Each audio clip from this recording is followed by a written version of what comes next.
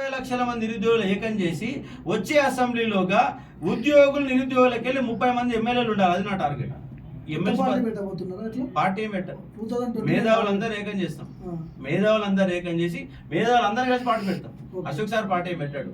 నిరుద్యోగులు అనే వ్యవస్థలు అందరిని ఏకం చేసి అందరినీ కలిపి ఒక వ్యవస్థలో బలోపేతంగా రాబోతున్నాం. అసెంబ్లీలో మా వాటా ఎంత ఉందో అంత ఉండాలి. నిరుద్యోగుల గురించి మాట్లాడే హక్కు ఉండాలి. ఒక్కళ్ళని ఉన్నారు అసెంబ్లీలో. జీవో నెంబర్ 46 అంటే 119 మంది ఎమ్మెల్యేలో కనీసం 5 కన్నా అవగాహన ఉందా? 119 ఎమ్మెల్యేలలో ఒక 5 అనే చెప్పమని చెప్పు. నేను ఏమంటా 119 చెప్పనట్లేను. 119 ఎమ్మెల్యేలో 5 కన్నా జీవో నెంబర్ 46 బాధ్యతలు ఇస్తారు. ఈ బాధ ఏంద్రబాబు నీ ఫోన్లని రివర్స్ మాట్లాడుతున్నారు ఎమ్మెల్యే. 46 జీవో అనేది వాళ్ళకి అర్థం కావట్లేదు. అర్థమైతే రావాలి అసెంబ్లీకి అంటున్నాను నేను. నిరుద్యోగుల పక్షాన మాట్లాడాలంటే అర్థమయ్యేటోడు. 40,000 మంది మీ వెనకాల ఉన్నారా? మీకు సపోర్ట్ ఉన్నారా? ఇంకా మరి రాలేదు. 100% ఏమనిపిస్తుంది? ఉన్నారనిపిస్తుందా? నాకు ఎక్కడ పోయినా నిన్న నల్గొండలో నేను ఒక ఇండిపెండెంట్ క్యాండిడేట్ని. ఇంతకుముందు రాజకీయ నాయకుడు అసలే కాదు, సర్పంచ్ కూడా పోటీ చేయాల, రాజకీయ వాసన ఎక్కడ కూడా చూడలేదు.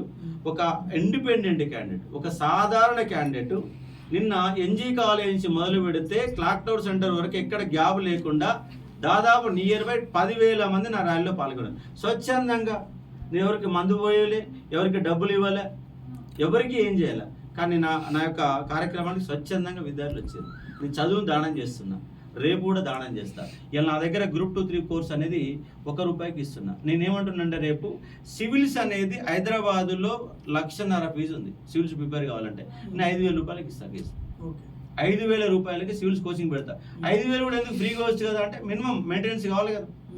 ఒకవేళ నిరుద్యోగులందరికీ రాష్ట్రంలో ఉన్న ధనవంతులంతా అశోక్ సార్ మంచి పని చేస్తున్నాడు, నేను ఒక 5,000 ఇస్తా. ఒక అమెరికాలో ఒక తెలంగాణ బిడ్డ ఉన్నాడు, ఆయనకు 10,000 ఇస్తా. ఇట్లా అవసరమైతే నిధుల సేకరణ జరిపి ఒక ట్రస్ట్ను ఏర్పాటు చేసి, ఒక ₹10 కోట్ల ట్రస్ట్ను ఏర్పాటు చేసి రాష్ట్రం మొత్తం ఆన్లైన్ ఫ్రీగా ఇస్తాం. అది క్వాలిటీతోని, ఏదో నామకే వాసిగా ఫ్రీగా ఇస్తున్నాం కాబట్టి ఏదో చదువుకోవడానికి కాదు, క్వాలిటీతోని. గంటకు 3,000 నుంచి 5,000 ఇచ్చే ఫ్యాకల్టీ నన్ను పెట్టుకొని గంటకు వాళ్ళ డబ్బులు ఇచ్చి రాష్ట్ర వ్యాప్తంగా క్వాలిటీతో కూడిన విద్యను సెంట్రల్ జాబ్లకి, ఎస్ఎస్సి, బ్యాంకింగ్, రైల్వే, రాష్ట్ర స్థాయి ఉద్యోగాలకి, అలాగే సివిల్స్కి, అలాగే ఎయిర్ ఫోర్స్కి, ఇలాంటి ఎన్నో రకాల ఉద్యోగాల సంబంధించి ఒక డిజైన్ చేయబోతున్నా. అందరిని ఏకం చేసి, అంటే ఎవడన్నా గ్రామంలో ఉన్నవాడు నాకు చదువు వస్తుంది కానీ చదువుకోవడానికి డబ్బు లేదు అనే వాళ్ళందరికీ వేదిక అశోక్ సార్ రేపు కాబోతున్నాడు. కాబట్టి నాకు బలమైన ఎజెండా ఉంది. అంటే ఏదో ఎమ్మెల్సీ కావాలన్న 10 ఆకాంక్ష ఏం రాలా, విద్యార్థులను లాక్కపోతున్నారు. మీరు చెప్పిన హామీలన్నీ అమలు చేయకపోతే రాజీనామాకి సిద్ధంగా ఉంటారా? హామీ ఇస్తారా? నేను పోరాటం చేస్తా, 100% పోరాటం. విద్యార్థుల మధ్య నిరంతర పోరాటమే. ప్రతి ఊరు తిరుగుతా, పల్లె తిరుగుతా. ఇప్పుడు నేను ఎమ్మెల్సీ అనే దానికి ఎందుకు పోటీ చేస్తున్నా అంటే, ఒక అశోక్ సార్గా పోతే ఎవరు అంటే ఒక మంత్రి మన పోతే అపాయింట్మెంట్ లోడ్ పోని ఇస్తాడా? ఇవ్వడు. కాసేపు 2 గంటలు కూర్చోబెడతాడు. అది ఒక ఎమ్మెల్సీ ఇచ్చినంటే అపాయింట్మెంట్ ఇస్తాడు కదా. అపాయింట్మెంట్ ఇవ్వకపోతే దర్వాజా కాడ కూర్చుంటా, కింద కూర్చుంటా. రేపు అసెంబ్లీ శాసన మండలిలో కింద కూర్చొని నిరసన వ్యక్తం చేస్తా. మీ ప్రభుత్వాలు ఏం చేస్తారో మాకు ఎందుకు న్యాయం చేయడం, కింద కూర్చొని నిరసన వ్యక్తం చేస్తా. నిరసన రూపాలు నాకు తెలుసు. ఎందుకంటే రాజ్యాంగం చదువుకున్నా, చరిత్ర మొత్తం చదివినా, ఉద్యమ పాఠాలు చెప్పినా, అనువనువు తెలుసు. సకల జిల్లా సమ్మెలో 42 రోజుల పాటు జరిగితే 42 రోజుల పాటు ప్రతిరోజు పెండు పట్టుకొని అక్షర యుద్ధం చేసిన వాడిని. సకల జిల్లా సమ్మెలో ఒకరోజు మొత్తం నిరాహార దీక్షలో కూడా నల్గొండ జిల్లా కేంద్రంలో చేసినట్టు వ్యక్తిని. ఎన్నో పుస్తకాలు చదివిన, అంబేద్కరిజం చదివిన, లెనినిజం చదివిన, టోటల్ వ్యవస్థ మావోయిజం ఏంటి, రాష్ట్రంలో ఏం జరుగుతుంది, కేంద్రంలో ఏం జరుగుతుంది, ప్రజాస్వామ్యం ఏం నడుస్తుంది, అమెరికా ఆర్థిక వ్యవస్థ ఏంటి, జపాన్ యొక్క ఆర్థిక వ్యవస్థ ఏంటి, మొత్తం అవగాహన కలిగిన వ్యక్తి నేను. కాబట్టి దానికి మార్గ అన్వేషణ చేస్తా.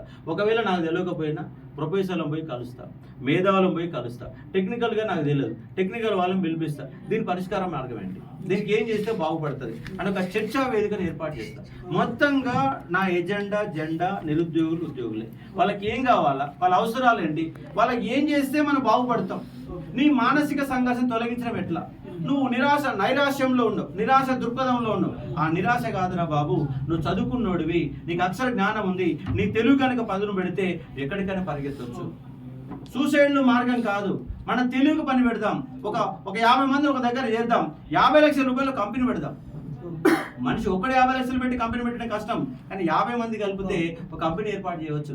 అట్లా ప్రతి ఊర్లో ప్రజల్ని మొత్తం చైతన్యవంతం చేసి నిరుద్యోగులలో ఉన్నటువంటి ఒక నైరాశ్యవాదం, ఒక సంఘర్షణ పడుతున్నాం. ప్రతి రోజు సంఘర్షణ. 35 ఏళ్ళు వస్తున్న పెళ్ళి అయితే లేదు, పెళ్లి చేసుకుందామంటే ఆడ వచ్చే 10-15 జీతం, ఇంటికాడ పోతే ముఖం చూపట్లేని పరిస్థితి. యూనివర్సిటీలలో నాన్ బోర్డర్లుగా 5 రూపాయల భోజనం తింటూ కాలం గడుపుతున్నట్టు ఒక దీనావస్థలు ఇవాళ తెలంగాణలో అత్యంత ఇబ్బందుల్లో ఉన్నటువంటి వ్యక్తి కూడా ఉన్నాడంటే నిరుద్యోగండి. ఎంత చదువుతున్నారంటే బీటెక్లు అయిపోతున్నాయి, ఎంటెక్లు అయిపోతున్నాయి, పిహెచ్డీలు అయిపోతున్నాయి, డబుల్ పీజీలు అయిపోతున్నాయి, అయినా ఒక నిరుద్యోగి. ఇంత చదివాక నిరుద్యోగి ఎందుకు ఉండాలి అంటే నీ చదివిన చదువుకు 50,000 రూపాయల జీతం ఎందుకు అందకూడదు అంటే ఆ గౌరవంగా, అంటే ఒక చదువుకున్నవాడు గౌరవంగా బతికేటటువంటి ఒక వ్యవస్థ కావాలి.